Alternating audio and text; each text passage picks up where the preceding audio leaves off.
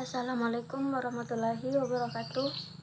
Nama saya Ayu Arianti, NIM 200403031 dari kelas MBS 2B. Di sini saya akan menjelaskan tentang pengertian akuntansi, persamaan akuntansi, dan laporan keuangan. Akuntansi adalah suatu proses mencatat atau meringkas, mengklasifikasikan, mengolah, dan menyajikan data transaksi serta berbagai aktivitas yang berhubungan dengan keuangan, sehingga informasi tersebut dapat digunakan oleh seseorang yang berkepentingan sebagai bahan untuk mengambil suatu keputusan. Tujuan utama akuntansi adalah menyajikan keputusan ekonomi. Untuk menghasilkan informasi ekonomi, perusahaan perlu menciptakan satu metode pencatatan, penggolongan, analisis, dan pengendalian transaksi serta kegiatan-kegiatan keuangan, kemudian menghasilkan hasilnya. Kegiatan akuntansi meliputi pengidentifikasian dan pengukuran data yang relevan untuk suatu pengambilan keputusan. Yang kedua yaitu memproses data yang bersangkutan, kemudian pelaporan informasi yang dihasilkan. Yang ketiga, mengomunikasikan informasi kepada pemakai laporan. Adapun bidang akuntansi diantaranya yang pertama yaitu akuntansi keuangan, yang kedua auditing, yang ketiga akuntansi manajemen, yang keempat akuntansi biaya, yang kelima akuntansi perpajakan, yang keenam sistem informasi, yang ketujuh penganggaran, yang kedelapan akuntansi pemerintah, yang kesembilan akuntansi publik, yang kesepuluh jasa konsultasi manajemen, yang kesebelas akuntan intern, yang kedua belas laporan akuntansi, selanjutnya pembukuan, dan yang terakhir pemerintah intern. Selanjutnya persamaan dasar akuntansi, di mana persamaan dasar akuntansi adalah hal yang diperlukan oleh sebuah perusahaan dalam melakukan pencatatan transaksi keuangan perusahaan yang biasa disebut dengan pembukuan. Lazimnya pebisnis memulai mengatur keuangan bisnis dengan melakukan pembukuan yang sederhana. Pembukuan tersebut dapat dengan mudah dilakukan berdasarkan konsep dasar persamaan dasar akuntansi. Dengan menggunakan konsep tersebut dapat mempengaruhi transaksi terhadap posisi keuangan perusahaan. Selanjutnya prinsip persamaan dasar akuntansi. Dalam akuntansi mengenal debit dan kredit di setiap transaksi yang terjadi. Maka pengenalan akan hal ini perlu dikuasai agar prinsip keseimbangan dapat terrealisasikan. Yang pertama yaitu kekayaan atau aktiva adalah aset atau bisa juga disebut dengan harta yang dimiliki oleh perusahaan.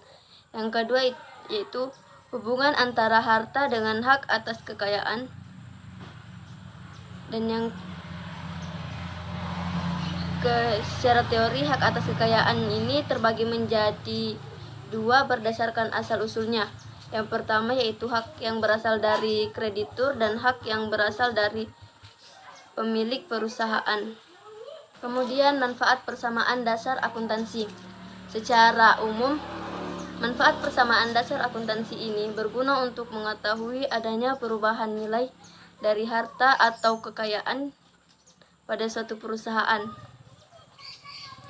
sehingga perubahan ini berdampak atas setiap transaksi yang telah dilakukan sebelumnya. Adapun komponen persamaan dasar akuntansi yang pertama yaitu akun aset, yang kedua itu akun kewajiban, dan yang ketiga yaitu akun ekuitas. Selanjutnya pengertian laporan keuangan. Secara umum, laporan keuangan merupakan berkas yang berisi pencatatan uang. Maksudnya yaitu laporan yang berisi segala macam transaksi yang melibatkan uang, baik transaksi pembelian maupun penjualan dan kredit. Biasanya laporan ini dibuat dalam periode tertentu. Penentuannya ditentukan oleh kebijakan perusahaan, apakah dibuat setiap bulan atau setiap tahunnya sekali. Terkadang perusahaan juga menggunakan keduanya. Kemudian jenis-jenis laporan keuangan.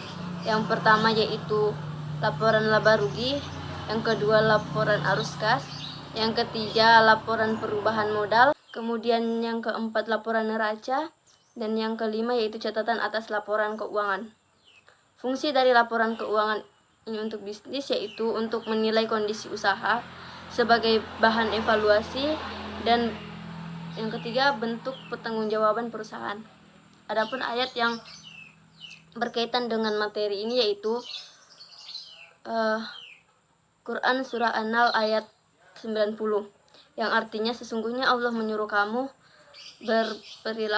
berlaku adil dan berbuat kebajikan, memberi bantuan kepada kerabat, dan Dia melarang melakukan perbuatan keji, kemungkaran, dan permusuhan. Dia memberi pengajaran kepadamu agar kamu dapat mengambil pelajaran. Kemudian materi berikutnya yaitu karakteristik perusahaan jasa, siklus akuntansi perusahaan jasa, dan transaksi perusahaan jasa. Perusahaan jasa ini sendiri merupakan sebuah perusahaan atau sebuah aktivitas bisnis yang bertujuan untuk menghasilkan keuntungan dengan cara menjual jasa yang bentuknya abstrak. Contoh perusahaan di bidang seperti ini yaitu dokter, tempat kursus, travel, dan yang lainnya. Adapun karakteristik perusahaan jasa diantaranya yaitu kegiatan utamanya menjual jasa, tidak menyediakan produk yang berbentuk fisik. Dalam bentuk fisik, hasil tidak dapat disamakan, tidak ada harga pokok produksi, tidak ada harga standar yang umum. Selanjutnya siklus akuntansi. Siklus akuntansi perusahaan jasa yang pertama adalah identifikasi dan analisis transaksi atau penggolongan. Yang kedua, pencatatan transaksi ke dalam jurnal. Yang ketiga, posting ke buku besar. Yang keempat, penyusunan neraca saldo. Yang kelima, penyusunan jurnal dan neraca saldo penyesuaian. Keenam, neraca lajur. Ketujuh, penyusunan laporan keuangan. Kedelapan, penyusunan jurnal penutup. Kesembilan, jurnal pembalik. Dan yang ke-10 adalah neraca akhir atau awal yang dilakukan setelah penutupan. Kemudian ada beberapa jenis transaksi akuntansi perusahaan jasa, diantaranya yaitu investasi, yang kedua pembelian, yang ketiga pendapatan, yang keempat pembayaran, yang kelima penerima piutang, dan yang terakhir atau yang keenam pengembalian investasi. Kemudian ayat yang berkaitan dengan materi ini atau materi akuntansi yaitu Quran Surah An-Nisa ayat 29, yang artinya, hai orang-orang yang beriman, jangan kamu memakan harta-harta saudaramu dengan cara yang batil, kecuali harta itu diperoleh dengan jalan dagang yang ada saling kerelaan dari antara kamu, dan jangan kamu membunuh diri kamu, karena sesungguhnya Allah Maha Pengasih kepadamu. Kemudian materi selanjutnya yaitu jurnal umum dan jurnal khusus, buku besar, neraca saldo perusahaan jasa. Secara umum, bentuk jurnal dibedakan menjadi dua, yaitu jurnal umum dan jurnal khusus. Jurnal umum ini adalah sebuah jurnal yang dipergunakan untuk tempat melakukan pencatatan bagi segala jenis bukti transaksi keuangan yang muncul akibat terjadinya berbagai transaksi keuangan perusahaan dalam satu periode tertentu. Kemudian jurnal khusus. Jurnal khusus adalah jurnal yang dirancang secara khusus untuk mencatat transaksi yang bersifat sama dan sering terjadi atau berulang-ulang, dengan tujuan agar dapat bekerja secara efektif dan efisien. Jurnal khusus digunakan untuk membantu pencatatan jurnal umum, di mana transaksi yang akan diproses sering terjadi, lebih komplit dan berulang-ulang. Jurnal khusus ini biasanya digunakan oleh perusahaan dagang dan perusahaan dan manufaktur. Ada beberapa bentuk jurnal khusus, di antaranya jurnal penyesuaian. Jurnal penyesuaian adalah jurnal yang digunakan apabila kita melakukan penjualan barang secara kredit kepada customer. Kedua, jurnal pembelian. Jurnal pembelian ini adalah jurnal yang digunakan apabila kita melakukan pembelian barang secara kredit kepada supplier. Yang ketiga, jurnal pengeluaran kas. Jurnal pengeluaran kas adalah jurnal yang digunakan untuk mencatat setiap pengeluaran kas dalam suatu perusahaan. Kemudian jurnal penerimaan kas. Jurnal penerimaan kas adalah jurnal yang digunakan untuk mencatat setiap penerimaan kas dalam suatu perusahaan. Kemudian buku besar. Buku besar adalah himpunan rekening-rekening yang saling berhubungan dengan menggambarkan pengaruh transaksi terhadap perubahan harta, utang, dan modal. Pemindah bukuan semua pos-pos jurnal ke buku besar disebut posting. Nama akun yang dipakai pada ayat-ayat jurnal harus sama dengan nama akun di buku besar. Selanjutnya, neraca saldo. Neraca saldo ini adalah daftar seluruh akun dengan mencatat di debit dan kredit untuk melihat apakah saldonya sudah seimbang.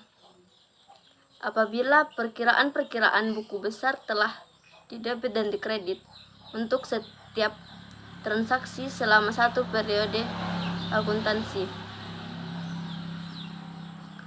Besarnya saldo sudah tampak, jadi jumlah saldo debit akan sama dengan jumlah saldo kredit. Untuk itu, secara berkala dibuat daftar yang disebut neraca saldo. Penyusunan sebuah neraca saldo pada akhir suatu periode akuntansi merupakan tahap pengiktisaran. Materi yang saya jelaskan tadi adalah yang pertama, yaitu pengertian akuntansi, persamaan akuntansi dan laporan keuangan. Dan kemudian materi yang kedua adalah karakteristik perusahaan jasa, siklus akuntansi perusahaan jasa, dan transaksi perusahaan jasa. Berikutnya materi yang terakhir yang saya jelaskan yaitu jurnal umum dan jurnal khusus, buku besar, dan neraca saldo perusahaan jasa. Dari materi yang saya jelaskan tadi, bila ada kesalahan dan kekurangannya, saya mohon maaf. Saya akhiri dengan ucapan terima kasih dan wassalamualaikum warahmatullahi wabarakatuh.